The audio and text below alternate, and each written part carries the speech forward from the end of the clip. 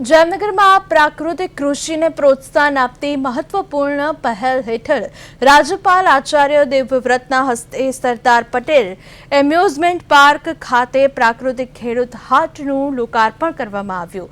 ગુજરાત પ્રાકૃતિક કૃષિ વિકાસ બોર્ડ અને આત્મા પ્રોજેક્ટની સંયુક્ત પહેલથી શરૂ થયેલા આ હાટમાં પ્રાકૃતિક ખેતી કરતા 18 જેટલા ખેડૂતોને તેમની પેદાશોનું સીધું વેચાણ કરવાની તક મળશે।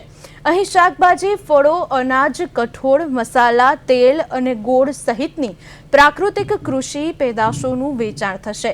તો કાર્યક્રમમાં રાજ્ય કક્ષાના મંત્રી રીવાબા જાડેજા, ધારાસભ્ય દિવ્યેશભાઈ અકબરી, મેયર મોનિકા વ્યાસ, જિલ્લા કલેક્ટર પીબી પંડ્યા અને જિલ્લા પોલીસ વડા ડોક્ટર રવિ મોહન સૈની ઉપસ્થિત રહ્યા હતા।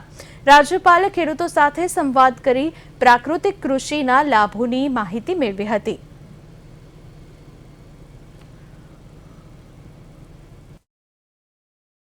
आज मैं जामनगर में आया हूं और मुझे बहुत प्रसन्नता है कि जामनगर के हमारे जिला प्रशासन के कलेक्टर महोदय, डीडीओ महोदय और हमारी बहन जो शिक्षा राज्य मंत्री रीवाबा बहन और हमारे विधायक महोदय, इन सब की प्रेरणा से आज जामनगर जिला के प्राकृतिक खेती करने वाले खेडूत के लिए एक बेचान केंद्र का विधिवत उद्घाटन किया गया है।